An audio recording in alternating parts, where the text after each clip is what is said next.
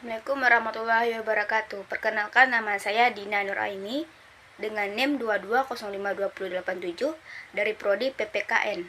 Baiklah, di sini saya akan menjelaskan materi tentang administrasi ketatausahaan di sekolah. Pengertian dari administrasi ketatausahaan di sekolah ialah yang pertama yang meliputi sebagai berikut. Yang pertama, menghimpun yaitu kegiatan yang mencari dan mengusahakan tersedianya keterangan yang tadinya belum ada atau berserakan di mana-mana sehingga siap untuk dipergunakan bila diperlukan. Selanjutnya, mencatat ini merupakan kegiatan membubuhkan dengan berbagai peralatan alat tulis tentang keterangan-keterangan yang terdapat dalam bacaan atau dikirim atau disimpan. Yang ketiga, mengolah ini kegiatan yang mengajarkan keterangan-keterangan dengan dimaksudkan menyajikan bentuk yang lebih berguna. Yang selanjutnya, menggandakan ini ya kegiatan memperbanyak dengan berbagai cara atau alat sebagaimana jumlah yang diperlukan.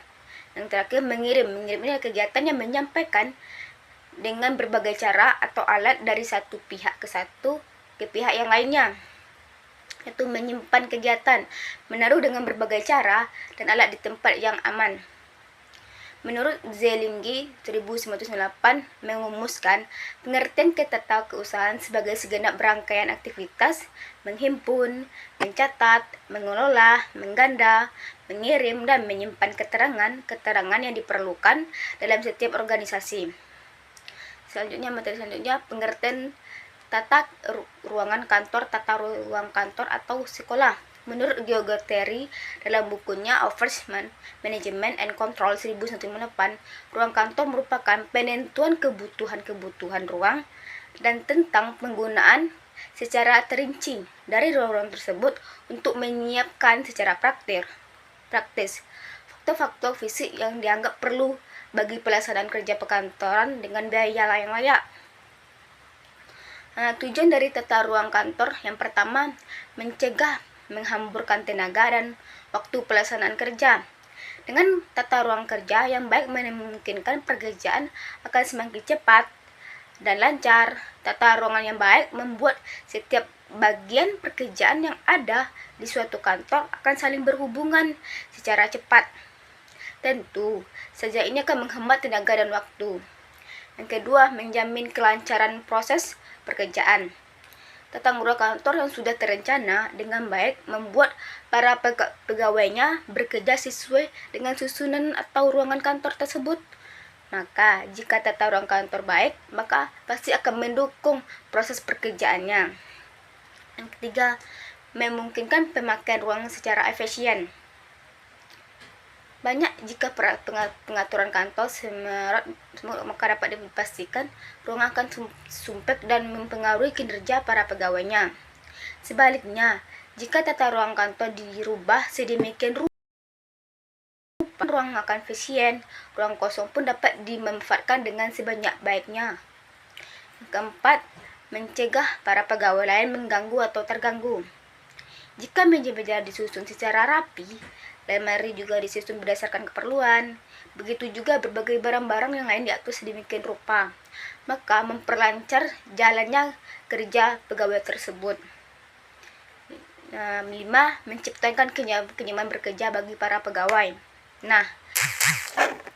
Dengan segala perubahan tata ruang kantor yang rapi, teratur, nyaman, bersih, maka menambah semangat dan kenyamanan bagi para pekerja yang ada di dalamnya. Tujuan yang selanjutnya, memberikan kesan yang baik bagi para pegawai. Yang selanjutnya, memberikan kesan yang baik bagi para petemu. Selanjutnya, asas tata ruang kantor. Yang pertama, asas jarak terpendek. Merupakan proses tata ruangan yang baik memungkinkan penyelesaian sesuatu pekerjaan kantor menempuh jarak terpendek atau sependek-pendeknya, yakni 2 titik yang dihubungkan dengan garis lurus. Dalam hal ini, titik diartikan meja tugas pegawai, titik yang satunya meja tugas pegawai yang lainnya. Asas rangkaian kerja. Tata ruang kantor yang baik menempatkan para pegawai dan alat-alat kantor menurut rangkaian yang sejalan dengan berurutan menyelesaikan pekerjaan yang berangkutan. Proses pekerjaan harus bergerak maju dan bukan bergerak mundur ke belakang atau menyelang. Pada rangkaian kerja yang diterapkan kurang baik karena antara ruang tata usaha dan ruang kepala sekolah berjauhan sehingga komunikasi antara para staf tata usaha dengan kepala sekolah kurang efektif. Dan selanjutnya asas segenap beruang. Tata ruang kantor yang baik mempergunakan semaksimal mungkin ruang yang ada, sehingga tidak ada ruangan yang dibiarkan tidak terpakai. Di sekolah ini tidak ada ruangan yang tidak memiliki fungsi, karena sekolah ini kekurangan ruangan, maka semua ruangan yang telah ditetapkan fungsinya telah terpakai. Hendaknya sekolah memiliki ruang cukup untuk aktivitas kantor sehingga dapat memperlancar pekerjaan kantor. Asas selanjutnya, asas perubahan susunan. Tempat kerja penyusunan tata ruangan kantor yang baik memungkinkan diadakannya perubahan dengan mudah atau disusun kembali tanpa banyaknya menelan banyak waktu. Dan proses pekerjaan sedang berjalan lancar. Jadi, tata ruang kantor bersifat fleksibel dan tidak bersifat permanen. Namun, di sekolah ini bersifat permanen, yaitu penyusunan tata ruangan tata usaha tidak pernah dirubah penyusunannya. Hal tersebut terjadi karena kekurangan ruangan yang ada di sekolah. Dan selanjutnya, peran guru dalam administrasi ketatausahaan. Yang pertama, terlibatnya secara langsung atau tidak langsung dalam memberikan layanan. Yang kedua, menghimpun, mencatat, mengelola, dan mengadakan, mengirim, dan menyimpan, dan menemukan kembali berbagai keterangan yang ada yang berkenaan maupun yang menunjang penyelenggaraan dan pendidikan di sekolah tersebut. Kita membantu pengembangan lembaga persekolahan dengan memberikan masukan-masukan yang bersifat inovatif, dalam kreatif, dan meningkatkan kualitas penyelenggaraan di sekolah, baik secara eksternal maupun internal.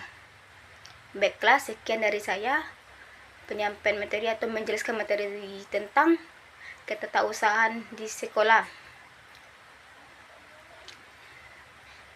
Assalamualaikum warahmatullahi wabarakatuh.